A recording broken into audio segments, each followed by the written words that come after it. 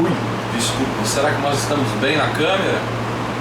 Gente, como sempre aqui, sem pauta, sem edição, sem nada. Tá eu aqui, Alexandre Scafuto, João Marcos Gonzaga. Vamos voltar a falar um pouquinho. O pessoal tem perguntado de política aí. Como que é essa coisa de você elege, vamos falar aqui, você elege o FHC, comunista de esquerda, elegemos Lula também, comunista de esquerda, elegemos a Dilma, elegemos Bolsonaro, teoricamente de direita, liberal, mas a política continua a mesma, né? Você continua ali com aquele saláriozinho baixo e o Brasil continua com os mesmos problemas, republiqueta de bananas, vendedor de commodities, né? Vivendo disso, como a gente explicou no outro vídeo. E vai, entra e sai. E também a gente está vendo esses deputados, senadores, vereadores e tudo. Mas vamos falar mais dessa área de deputado tanto estadual quanto federal, mas mais principalmente o pessoal vê deputado federal, sempre as mesmas pessoas, né? As mesmas cabeças. E peraí, aí o pessoal se pergunta, poxa, mas peraí, eu não votei nessa pessoa, como é que essa pessoa está lá? Né? Será que tem tanta gente para votar nessas pessoas assim? E a pessoa se pergunta, pô, mas peraí, eu votei no Bolsonaro, eu esperava ter uma mudança grande no país, o país está a mesma coisa, a gasolina continua subindo, o dólar continua subindo, né? Será que o Bolsonaro não está... o Bolsonaro não fez nada na época dele como deputado federal, né? 30 anos de deputado federal não fez nada, né? Então a gente quer mais ou menos explicar como que funciona isso. Primeiro, deputado federal, qual é a função do deputado federal, né? Que a função dele seria legislar, teoricamente, e não, no caso do Bolsonaro, sem defender o Bolsonaro aqui, mas o Bolsonaro não poderia fazer nada pelo Estado do Rio, ele é deputado federal. Tá? Então, quem faz pelo Estado do Rio seriam os governadores que passaram e o próprio prefeito. Né? O âmbito federal vai cuidar de assuntos federais, assuntos como leis federais, né? As leis dos tributos federais que você paga. Por exemplo, o IPVA, a gente está agora na época do IPVA. O IPVA é um tributo estadual. A gente tem o IPTU, é um tributo da sua cidade, municipal. A gente tem outros tributos aí, que são federais. Então, cada um tentando levar um pedaço. O próprio Bolsonaro pegando e falando, pô, mas eu não tenho como mexer no IPVA. Porque o IPVA... toquei, meu amigo. Eu sei como mexer no IPVA, não toquei? Toquei isso aí, não tem como mexer no IPVA, não. IPVA, quem tem que mexer é o seu governador, tá ok? Então, a gente vê essa confusão. E aí, sempre falamos, você tem que votar, não só no presidente. O presidente não vai mudar muita coisa, né? Ele pode sair dando as canetadas, mudar as coisas na caneta, falar, dar os decretos. Mas ele, se ele fizer isso, ao mesmo tempo ele pode sofrer um impeachment, tá? A gente tem um caso aí, entre aspas, da Dilma, tá? Que é bem entre aspas. A gente tem o caso do Collor, que fez isso, tá? E que aí não vem nessa de impeachment que é do cidadão que moveu o impeachment, que nada dessa... O que foi movido esse impeachment foi por causa disso que em certos casos tem esse número de pedaladas. Então o presidente não pode chegar lá e sair assinando o que ele quiser, né? Ele não pode atuar como um ditador. Seria até bom a gente ter uma pessoa honesta, no caso do Brasil, atuando como um ditador aqui. Mas ele não pode fazer isso, senão vai sofrer um impeachment e dessas pessoas que você não sabe como estão lá. Igual eu lembro quando o pessoal viu o lance do impeachment da Dilma, o pessoal viu o Sérgio Reis. Eu falei, pô, peraí, o que o Sérgio Reis está fazendo ali? Né? Pera, o Sérgio Reis não é cantor? Né? Panela velha que faz comida boa, o que ele está fazendo ali? Né? Então, e não basta você pegar e votar nessas pessoas. Né? O pessoal fala assim, conheço muita gente que fala, nós temos que mudar o país no voto, e o voto, não sei o que lá. Não é assim que funciona. João Marcos aqui foi candidato a vereador nós meio que apoiamos João Marcos, tá? E ele recebeu muitos votos, vou falar que não vem ao caso, mas certos vereadores entram, certos vereadores não entram, tá? Isso no âmbito municipal. E por que isso? Não é o mais votado que entra. E isso é que eu vou passar aqui para o João Marcos explicar para vocês. E o que nós temos que fazer para mudar isso aí, porque não basta você colocar um presidente, um governador ou alguns deputados, você tem que trocar a corja inteira. Nós sabemos que o país é tomado por uma quadrilha. Nós temos que mudar a quadrilha inteira, não basta mudar, é que nem no xadrez, não basta você botar uma rainha no jogo e achar que vai vencer o jogo. Você tem que ter os bispos, as torres, você tem que ter os cavalos e os peões. Uma rainha só não vence o jogo. João Marcos. Então, como o Alexandre acabou de mencionar aí, eu vou estar dando uma explicação básica sobre como funciona aí o coeficiente eleitoral, que é o que faz verdadeiramente entrar o cidadão para a Câmara ou não. Como ele falou, não necessariamente é o mais votado aquele que vai pleitear o cargo eletivo. Por quê? Como funciona isso? Funciona da seguinte maneira. O coeficiente eleitoral. O coeficiente eleitoral nada mais é do que a quantidade de votos totais daquele determinado município dividido pela quantidade de cadeiras. Se fosse no caso de deputados estaduais, quantitativo de votos estaduais dividido pela quantidade de deputados. No federal, mais ou menos nessa proporção, só que existe uma quantidade de deputados federais para um determinado número de habitantes daquele estado. Por isso que São Paulo tem um montão de deputados, enquanto o Acre só tem um pouquinho de deputados federais. O mínimo de vereadores em qualquer município, por menor que seja, vai gerar na casa de 9 vereadores. É o mínimo que a legislação em vigor oferece aí. E daí, de acordo com a população, vai subindo o número de vereadores. A mesma história. As cidadezinhas pequenas com 9 e São Paulo com X dezenas de vereadores lá. No caso nosso aqui de Juiz de Fora, são 19 o número de vereadores aí na nossa Câmara Municipal. O que isso quer dizer? Que vai juntar todos os votos válidos da cidade de Juiz de Fora e dividir pela quantidade de cadeiras, que no caso são 19.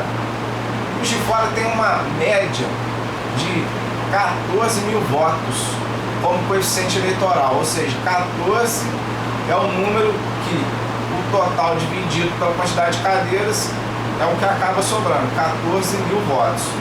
E como é que funciona isso? A legenda, que qualquer cidadão precisa, para você ser candidato, você precisa de um partido político. A legislação não permite uma candidatura avulsa. Significa o quê? Que você precisa de uma legenda, de um partido político.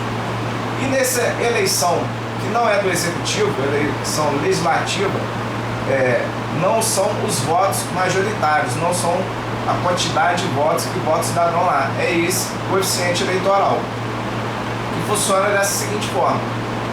A chapa, ou seja, o partido, ou antigamente, a legislação até a última eleição permitia das coligações, a coligação tinha que ter esses 14 mil votos para eleger cada vereador.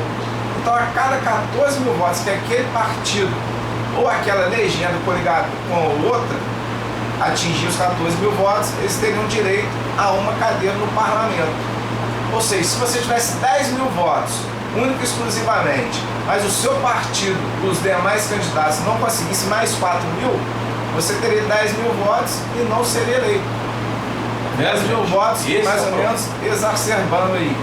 Tivemos dois casos típicos da última eleição, que foi o cidadão da Capivara lá, ele teve 4 mil votos e não foi eleito, porque o partido dele não obteve o coeficiente eleitoral, assim como outros. E teve caso de quê? De ter duas pessoas dentro do mesmo partido com esse quantitativo de votos, que foi no caso do vereador eleito João Coteca, que teve 4 mil votos, e o segundo colocado do seu partido também teve 4 mil e um pouquinho, foram 80 votos a menos, o segundo não entrou. Por que o segundo não entrou? Porque no segundo ter entrado, essa coligação teria que ter 28 mil votos. Então, somado todos os candidatos, teria que ter 28 mil votos ou mais para eleger o seu segundo candidato. Daí você vê a força dos partidos tradicionais. Por exemplo, PMDB elegendo 3, PT elegendo 3, 2, ou seja, esses partidos conseguem muito votos de massa. Então, o que acaba acontecendo às vezes? Tem um candidato com muito voto e o outro com não tanto voto assim, mas que acaba entrando porque a soma dos candidatos daquele partido, daquela coligação, foi bem acima das do demais. Qual que é a estratégia? Cada partido tem direito a pôr aproximadamente o número de vagas mais 50%. No caso de fora, então, cada coligação, cada partido poderia colocar até 29 candidatos. O que os mais espertos aí, digamos, fazem? Os cabeças de chapa que o Alexandre falou. Eles sabem a quantidade de votos que ele tem. Os políticos tradicionais, o Rodrigo Matos, que é filho de prefeito várias vezes, o seu Bruninho, que abandonou o cargo por várias vezes ele também, sabe mais ou menos a média de votos que ele tem, a média de votos que ele pode barganhar, digamos assim, a quantitativo mínimo. Então o que eles fazem? Como eles são os cabeças, eles dominam o partido, o presidente do partido é uma figura muito importante, porque ele escolhe quem serão os candidatos do partido. Então geralmente esses cabeças, eles também são os presidentes do partido. Então ele vai escolher quem vai concorrer com ele. Ou seja, porque na verdade você concorre primeiro dentro do seu partido. O voto do PT dentro do PMDB diretamente não faz influência nenhuma, porque vai ser eleito mais votado dentro do grupo do PMDB. Então, se o vereador do PT teve 10 mil votos, o cidadão do PMDB não faz tanta diferença assim, desde que ninguém tenha mais voto que ele lá dentro da sua coligação. Então esses cabeças de chapa fazem o quê? Sabendo a quantidade de votos que eles têm, eles geralmente ou são os próprios presidentes do partido ou dominam o presidente do partido. O que eles fazem? Só recrutam candidatos que eles sabem com um potencial menor que o dele. Então se ele sabe que ele vai chegar a 3 mil votos, ele nunca vai colocar no partido dele alguém que tenha 4 mil votos para concorrer com ele. Só se ele tem a intenção de ser o segundo mais votado, sabendo que a legenda vai alcançar uma quantidade de votos muito grande. Mas geralmente eles só colocam aqueles que potencialmente terão uma quantidade de votos menor que ele. Para ele o quê? Conseguir se perpetuar no poder. Por isso que eles estão sempre ali, porque se alguém ameaçar ele, ele dá um jeito de migrar o partido. Essa foi a briga do nosso presidente Bolsonaro com o presidente do PSL. Qual que era a briga ali? O presidente do Brasil, no caso Bolsonaro, tinha que seguir as vantagens do presidente do partido dele, do PSL. Porque na próxima candidatura, se o Bolsonaro não fizesse as vontades, entre aspas, do presidente do partido, ele nem seria candidato. O próprio presidente do partido dele poderia vetar a sua candidatura. O que aconteceu aqui em Minas Gerais, no último pleito para governador, com o candidato Márcio Lacerda, que o PSDB vetou a candidatura dele.